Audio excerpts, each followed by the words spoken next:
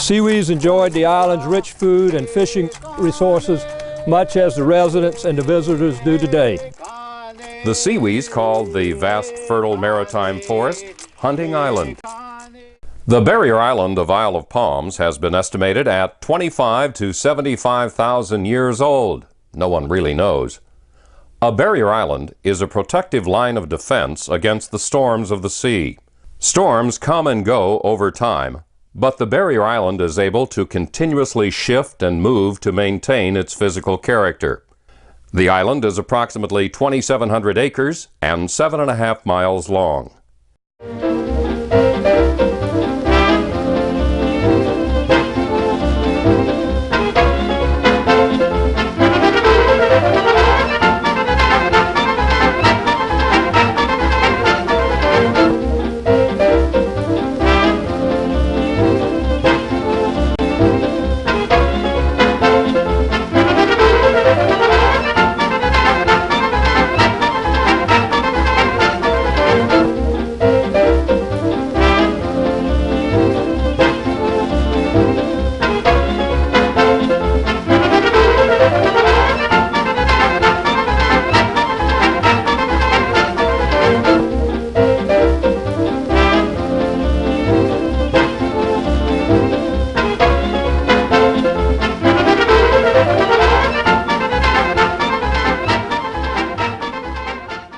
The first home on Isle of Palms was built by Nicholas Sotilli, grandfather of the current mayor of Isle of Palms, Mike Sotilli, and city attorney Nick Sotilli.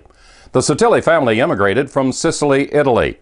Nicholas and his wife Josephine lived at 33 Charlotte Street in Charleston and owned the China and Antique Emporium on King Street. After building the first home on Isle of Palms in 1898, he hired a ferry boat to bring them back and forth to the island. Our family home is at 807 Ocean Boulevard, and the house is still there. It's been changed around a little bit, but it's still there, and back in those days it was front beach. Today it would be second row, but that was our family home, and it's always like to go by there and take a second look every once in a while. In March 1898, Dr. Joseph S. Lawrence, as president of the Charleston and Seashore Railroad Company, entered into a contract with Jennings and Park of New York to build 7.5 miles of trolley car lines starting at a ferry station in Mount Pleasant.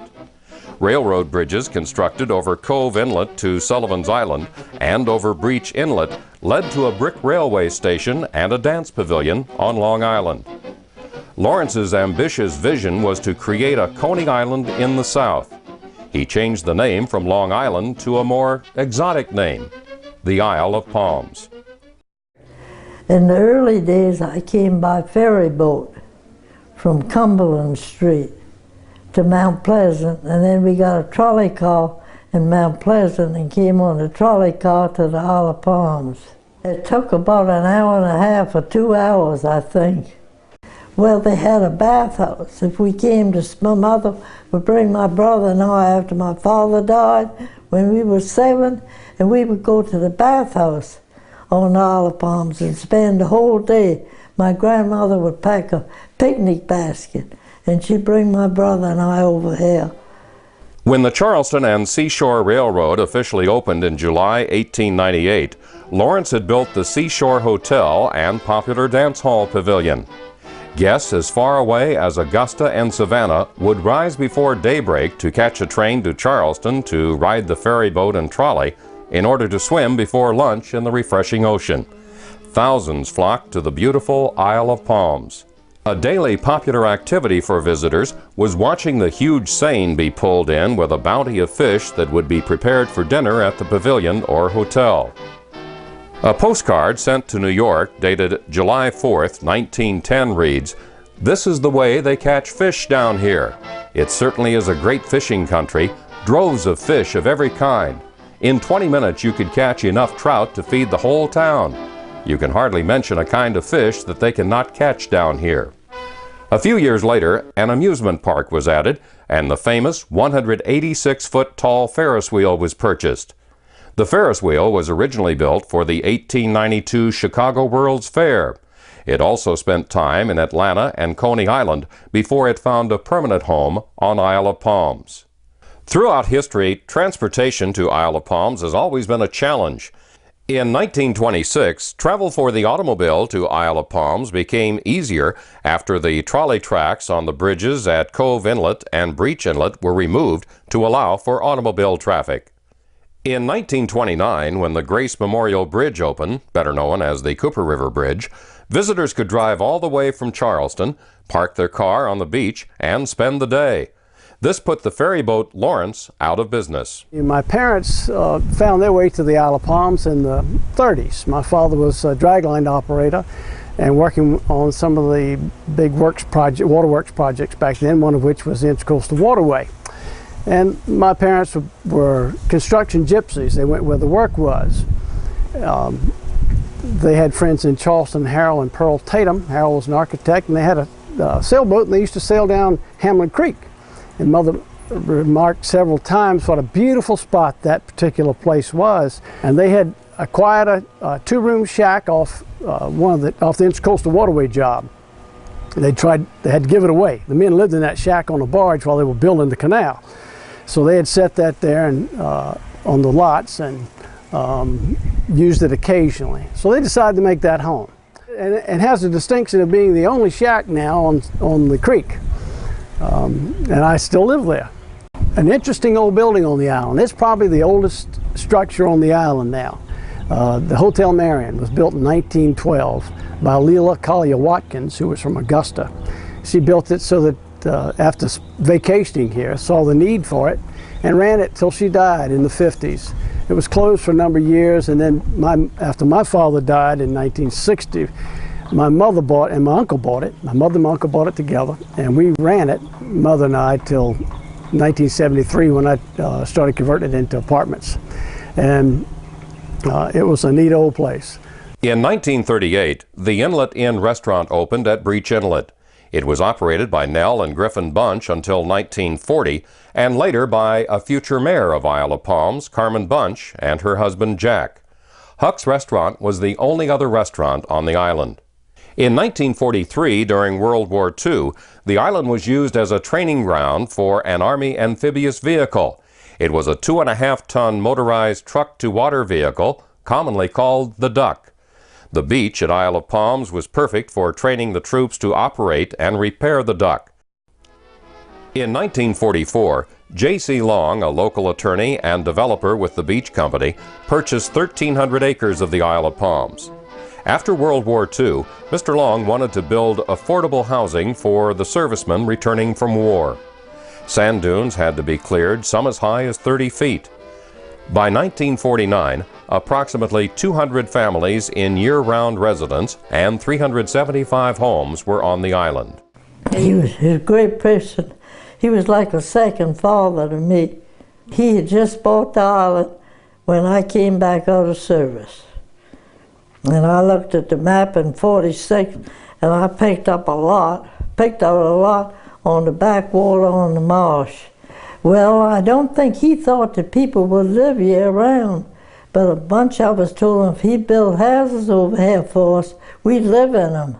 Mr. Long was building a lot of houses, and it was very easy to get a house because you didn't have to pay any down payment, and we thought the houses were high, but when you look at it now, it's pretty cheap. Our payment was only $75 a month, and that included taxes, payment, everything.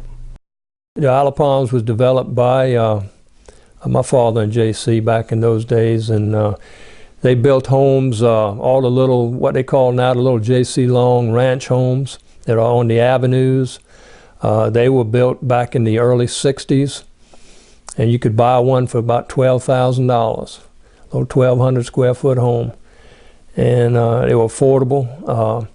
And J.C. always said that he wanted the island to be developed for the working people. And it was a beach community that the average citizen could come to and have a home and raise a family and enjoy life here on the Isle of Palms. Once across the bridge, it's smooth riding on through the even ribbon of highway outskirting the historic town of Mount Pleasant. past semi-tropical areas of abounding palmettos, myrtle, and oak, over the new Ben M. Sawyer Bridge, through romantic Sullivan's Island to beautiful Isle of Palms. The perfect escape from city heat, where vacationists seek to rest and relax from the daily humdrum of existence. In 1946, the surf deck opened with 300 parking spaces and night lighting for partying on the beach. In 1951, the South Carolina Aeronautical Commission built the Isle of Palms airstrip and landing field. About 300 people attended the opening of the airstrip. It had an 1,800-foot runway that ran by the Intracoastal Waterway between 30th and 39th Avenue. When it closed in 1975, 15 airplanes were stored there year-round. A flight school was operated, and 350 flights in and out of the airstrip had been reported the previous year. As permanent residents began to move to the island, the need for more services became apparent. A group of us had been getting together.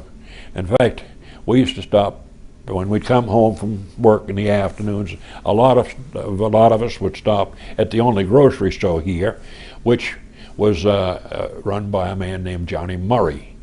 And Johnny was right here on Ocean Boulevard. And then all the gossip would start. It wasn't an easy job to sell everybody on the idea of incorporation, but we eventually got the majority, thank the dear Lord, so we did incorporate. I was going around, I started carrying petitions for everything on the Isle of Palms. I didn't want it to incorporate. I went around with petitions, do not incorporate. We want to be, keep our identity as a small city, no politics. So I had one petition going, somebody else had other petitions going. And finally, the city won out. I don't remember the votes, but it wasn't by a high percentage, but we became a city. They got me to run for mayor, Frank, and Jimmy Bremer, who was our attorney at that time, and J.C. Long himself asked me, and so I did. Believe it or not, we were able to borrow some money. We were able to borrow $5,000 pretty much on our word, because there was no tax base at that time or anything like that. And so we took that $5,000 and we spread it over as much as we could. The Isle of Palms is sort of copied over the numbering and the names of the, not the names of the street, but the numbering of the streets, like 1st Street, 2nd Street, 3rd Street, just like Myrtle Beach. Just after incorporation, construction began on the 1,000-foot-long fishing pier, the longest pier on the North and South Carolina coast. The mayor and city council thought it would be a gathering place for the island. It cost 65 cents per day to fish from the pier. Back in the days when I was growing up as a young fellow on the Isle of Palms, we had one police officer, one fire truck. The entire fire department was all volunteers. I remember we had a siren on top of the water tank that when something happened over here, the siren would go off and the volunteers and all the men folks on the island would go to the fire. I remember when the pavilion burnt, we had one fire truck on that scene, and really all we could do was watch it burn.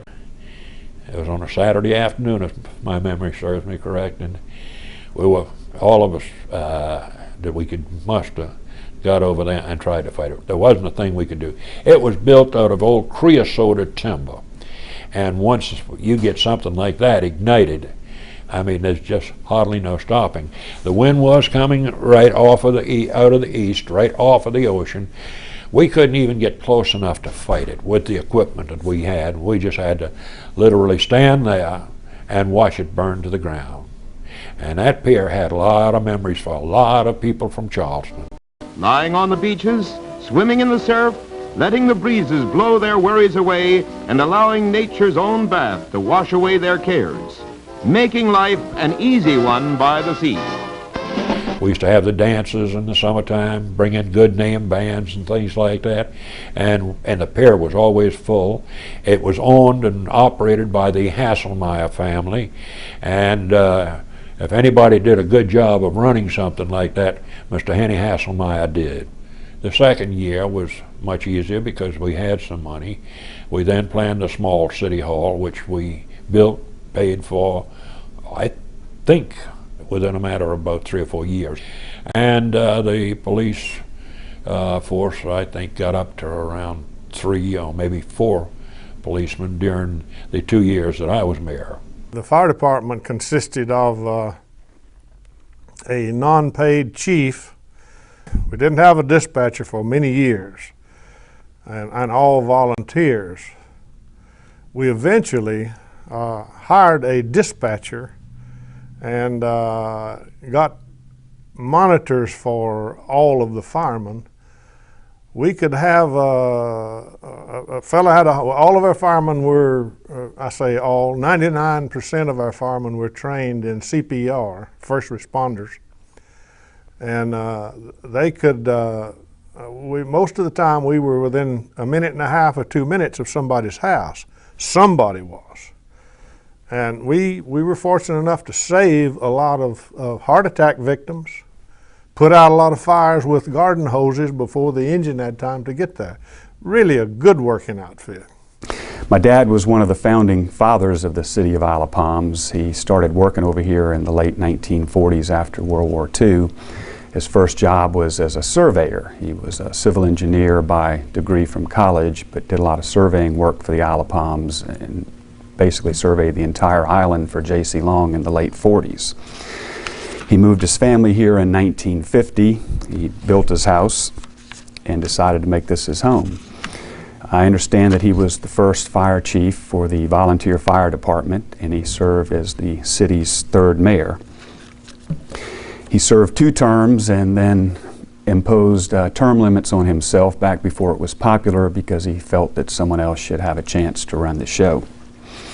He was a charter member and past president of the Exchange Club of Isle of Palms. In my opinion, one of the greatest things he did as mayor, and this is coming from his young son's perspective, was that he hired a police chief, and his name was Blair White. Blair was a great policeman and was a great fit for the island. And my father was a partner with the J.C. in the beach company. Later on, they formed a real estate and insurance company called the Worth Agency. Well, I know that here on the Isle of Palms, the churches, the various churches, the properties were donated. The services were held first at the Isle of Palms playground when it was a mission from Sullivan's Island Baptist Church, and their minister would come over and have the service every other Sunday. And we were going into town to the Asbury Memorial Church, Methodist Church. And the little boy was sitting in the back and he said, "Mr. and Ms. Dangerfield, when are y'all going to build a church on the island?" Well, Clyde and I looked at each other and we were thinking, why wouldn't we have a church over here? Well, anyway, after church service that day, we went to our pastor, the Reverend J. Carlisle Smiley, and asked him about it. And he said he thought it was a wonderful idea, that he would talk to the district superintendent, which was Reverend C.L. Woodard, and to the bishop, Bishop Harrell, and get back in touch with us. But in the meantime, we contacted Mr. J.C. Long and asked Mr. Long about some property or somewhere to build a church. And he said anybody that wanted to build a church and he had the land, he would give it to them. So they offered us 3 sites, one on the front beach, one where the Baptist church is today, and one where our church is at. Of course, we picked that one because that would be a landmark to the church. Our church is also 50 years old. However, when it got started, it wasn't on Isle of Palms, it was on Sullivan's Island. Until about 1972, a vote was taken to move from Sullivan's Island to Isle of Palms. And that's where it is today. The Central Beach Club was, the land was, I kind of want to say it was donated. Yeah, arrangements were made between General Mark Clark and J.C. and my father to make arrangements for the Citadel to acquire that property. And it's been a wonderful thing that the Citadel has got a facility over here where they can bring cadets and give them a little R&R and bring guests over here and enjoy the beach. And I think that it's been wonderful that they've been able to have that piece of property over here. The Exchange Club building where it sits right here today was donated by the beach company. I believe it was called the Isle of Palms Community Corporation. And J.C. built the building that's there and donated the property as a to the Exchange Club for a civic-minded function here on the Isle of Palms, and it's done very well. In the early days of incorporation, the citizens came together to provide services for the island.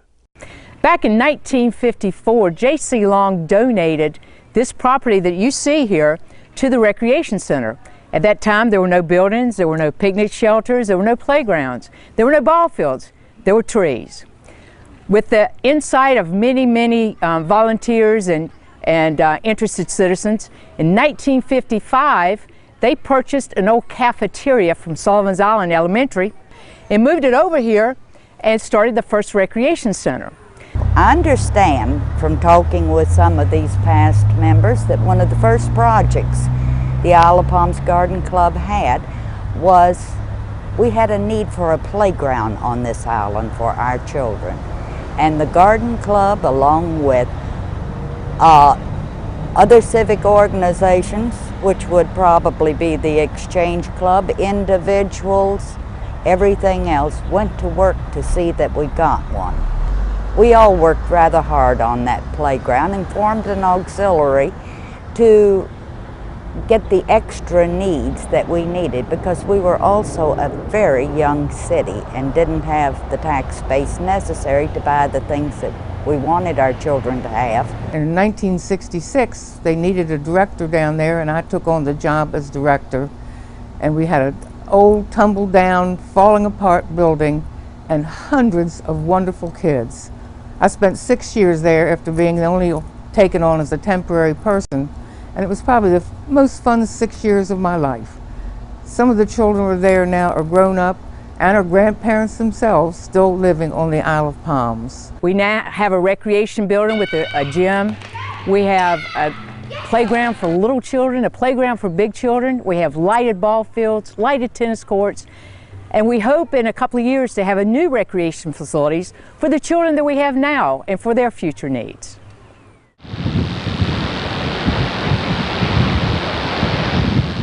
Hurricanes are part of life on a barrier island. In 1959, Hurricane Gracie hit Isle of Palms, destroying Hudson's and other buildings on the front beach. Islanders have fond memories of the front beach in the 50s and 60s.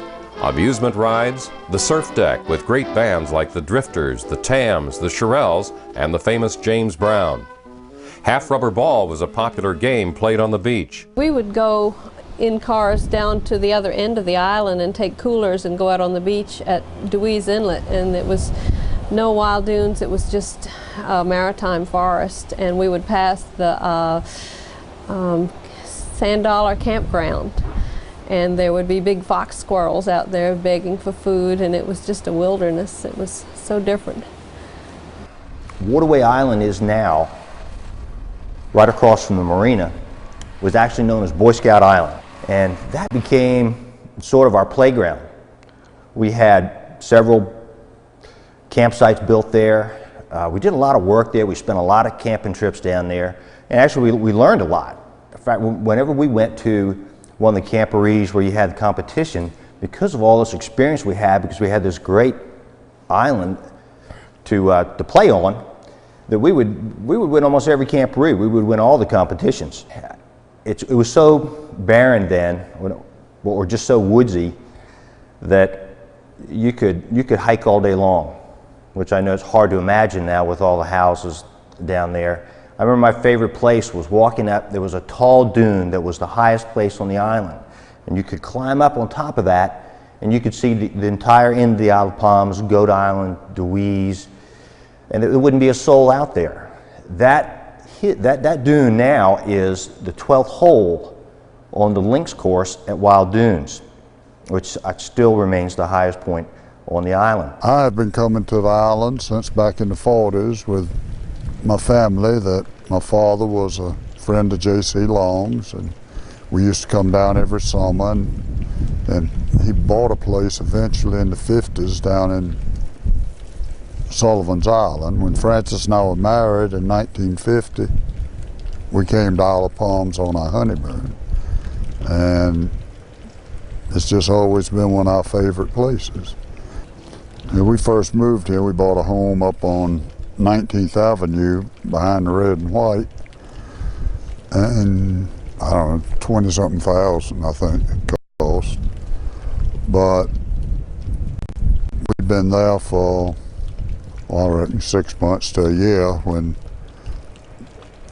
J.C. offered us this property where Wild Dunes is, and at that time we got together and brought in some other associates and started the Wild Dunes development. It was first started as Isle of Palms Beach and Racket, and then we got Charlie Frazier involved, and he wanted to use the name Charleston, and nobody on the island would go for that.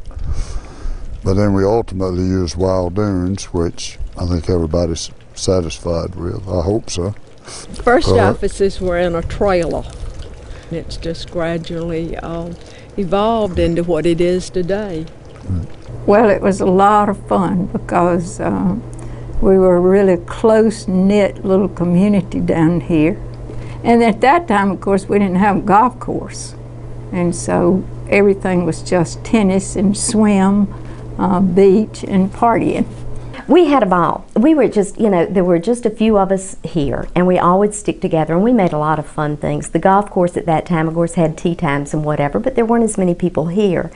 So we started this situation that we called the Preppy Open, and we teed off, and we had, you know, couples came together, and we played on the golf course, and the guys played in knickers, and Oxford shirts and little bow ties, and just, you know, put cleats on their Weegians, and we would play golf, and we would have prizes at the 9th hole, the 18th hole.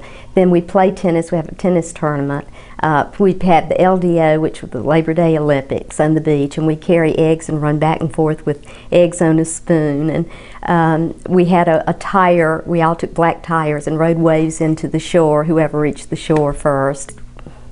We had a lot of fun, we really did. Couldn't do the same thing today, but I wouldn't take anything for those memories. The 1970 census showed a population of 2,657. The greatest growth on Isle of Palms occurred in the 70s with the development of the northern end of the island. The 70s also brought the Windjammer and VFW Post 3137 to Front Beach. Then in 1972, me and my brother opened the Windjammer on the island. The name came, we had a little contest between friends and tried to come up with a name. We had Cuddy Sark, Windjammer, Old Folks Home and stuff like that, and the Windjammer won out basically in relationship to the beach and the water, and it was the primary reason, I believe. 30 years had passed since a hurricane had hit the barrier island. Then in 1989, Hurricane Hugo hit, September 22nd, 12:01 a.m., the storm of the century. 95% of all buildings were damaged. An 11-foot tidal surge swept Front Beach, and the Ben Sawyer Bridge at Sullivan's Island and the William Thompson Memorial Bridge at Breach Inlet were impassable. Well, as mayor, of course, if I had to do it myself, I wouldn't have left, and everybody knew that. And so they were after me, and I had several policemen that were very fond of me, and I was fond of them. And they came after me at City Hall, and one of them, Bond, I think his name, he's still a policeman now, and he said, Miss Mayor, we've got to leave now. We can't stay anymore.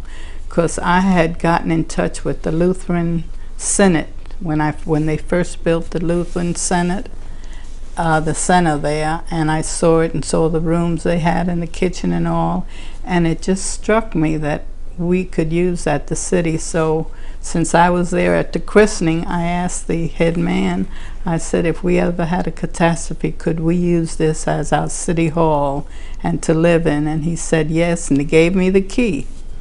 So sure enough, right after Hugo, the day after Hugo, all I had to do was go with some of the policemen. We opened the door, I moved in, and I lived there for about 6 months. And the whole city functioned from that Lutheran Center right after Hugo. Tragedy then, and all of Palm Boulevard was flooded. Cars were stranded in the road, middle road, people's houses. All of my stuff was right on the gutter. I had to throw almost everything away. Managed to save some old pieces, but some of my furniture was right out in the gutter. Your clothes, everything was ruined during Hugo. So we learned to appreciate this island more, I think, and love it more for what it was. My family is in the tourism business. We take tourists to Fort Sumter, where the Civil War began, and have a dinner cruise boat. We had several vessels at that time when Hugo hit, and so we were the family that ferried people back and forth to the island. And it was a very emotional time for us. There were so many families that we knew, good friends who had lost their homes, and it was, I think, a hard but yet a very warming time for our community. We were a very tight community back then.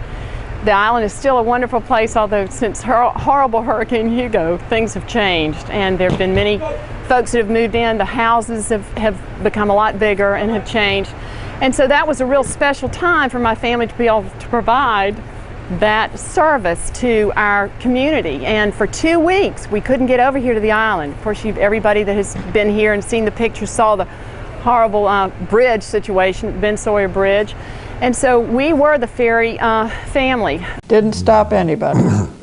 It just, all these homes in front of us were put up, I guess, within a 10-year period after Hugo. After Hugo, which was really, I guess, the most tremendous thing that had happened to our island, it was devastating. But we lost many of our trees.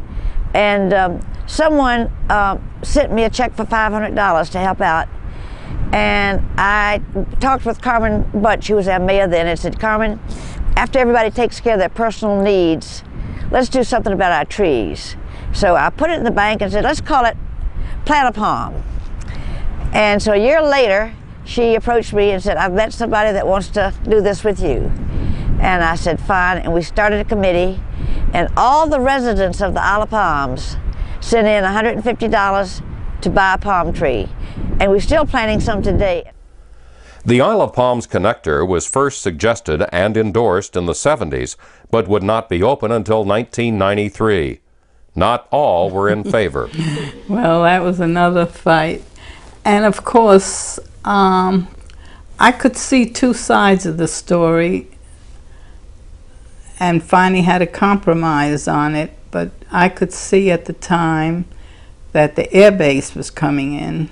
Also, the Minecraft base was increasing, although the shipyard itself was decreasing in personnel, but I could just see more people living in this area where would have more crowds coming to the Isle of Palms.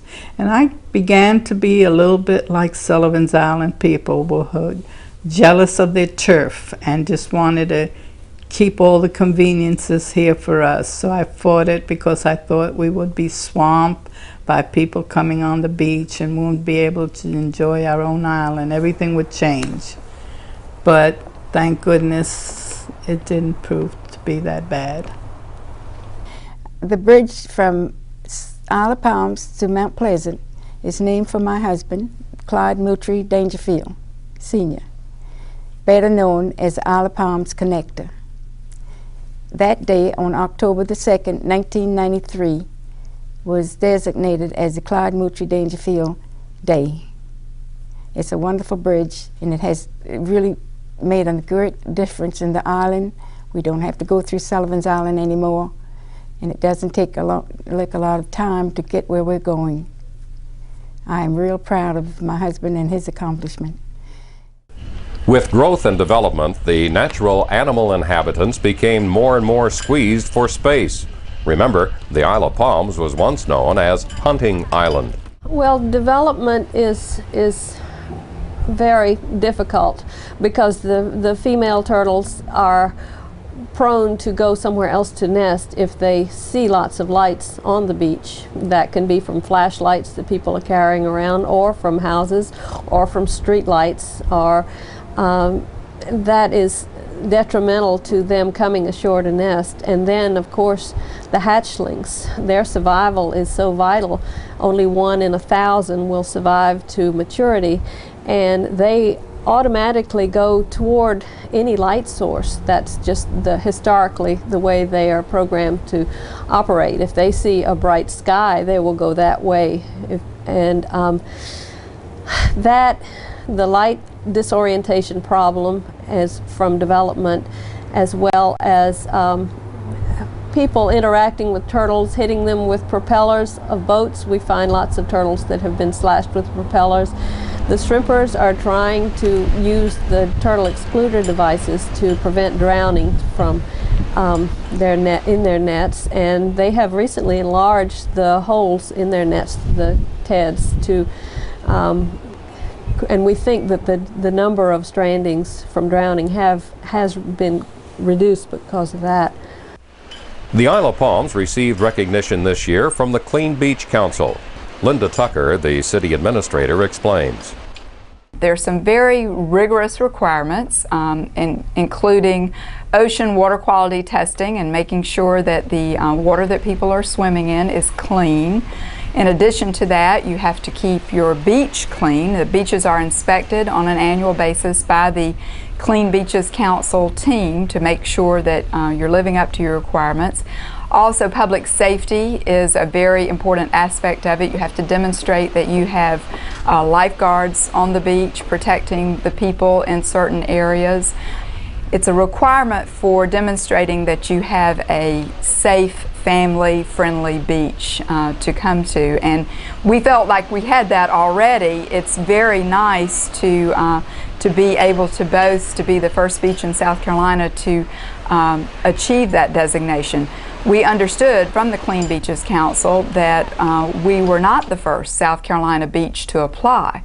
So apparently some other South Carolina beaches had applied to attempt to receive the designation, but they had not achieved it. So we're very proud that, that we achieved it. Now this year we've applied to attempt to keep it, which my understanding is it's even harder to keep it once you've achieved it, because you just have to keep doing better. We have an awful lot of veterans on this island, and we're proud of every one of them. So the Isle of Palms Garden Club installed a Blue Star highway marker. It was merchants, residents, the garden club, and the city that came together to make it happen. Real estate has boomed in recent years. Isle of Palms has a small town feel in a seaside community a few minutes from wonderful historic Charleston. Well, you have all different kinds of buyers. You have your permanent home person who's retiring maybe and moving here. You also, since you're so close to Charleston, you still have a lot of people out here in the workforce. We have good schools over here, so you see a lot of families with small children. So we have a nice age mix out here. And then you have your investment person who buys property, puts it on a rental program for investment purposes. And you have your second home owners. So we have 3 sets of people. But we have a lot of rental property now that we didn't have before. And that's kind of changed the face of the island from the little quiet community that we had for so many years. But we've got something special here. We've got something special on this island, and therefore, even when with the attacks and the different things that have happened in the last couple of years, we didn't see quite the number of sales maybe, but we saw appreciation continue, and we continue to see more sales than what we thought. We had a record-setting sales month in December, which is very different. That's the month that, you know, we realtors usually take off and have a good time in the tourist industry.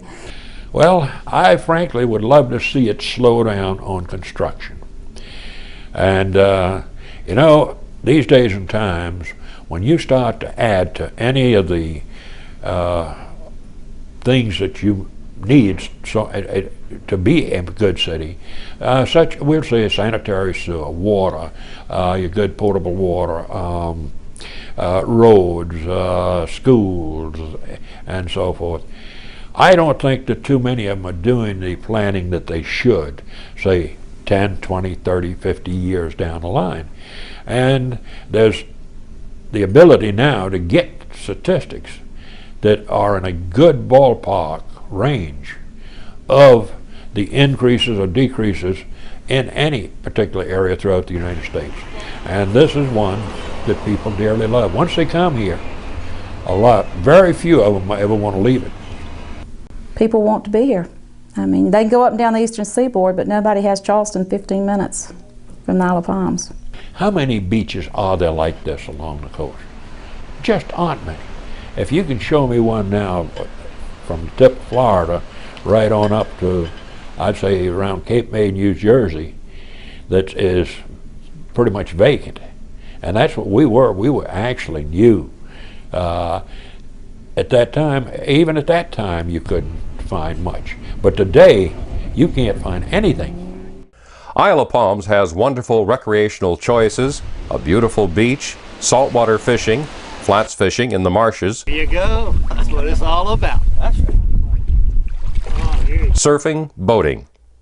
It's a precious thing to live a block from the surf and a block and a half from the waterway.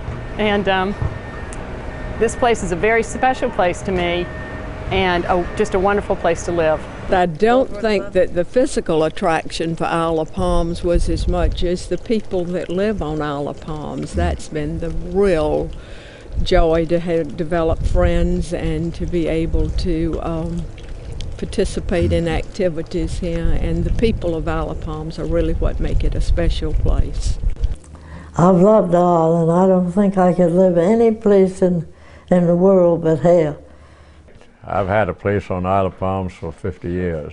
It's got a magnificent beach, quiet, family beach, and everything else of that kind, and near the city. Daddy loved the Isle of Palms, as did my mother. Growing up on the Isle of Palms was a perfect way to spend your summers. At that time, there were sand dunes in front and behind our house, and the days were long and filled with wonderful things.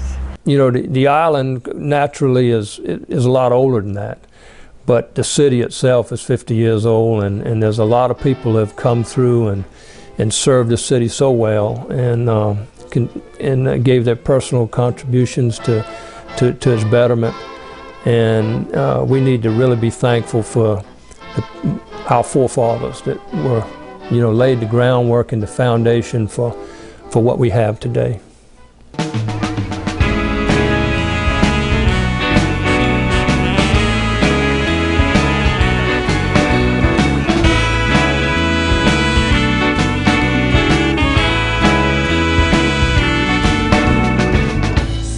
Up in the morning, the moon comes out late at night. Me and my baby were having fun, holding each other tight.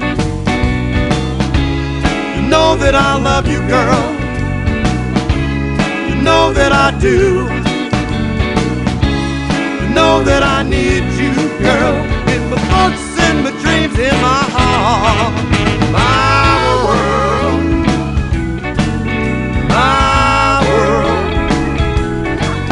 my world,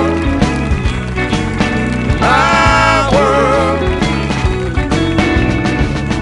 Always thought I was happy, the thought that I had it made. But little did I know just what I was missing until you came my way.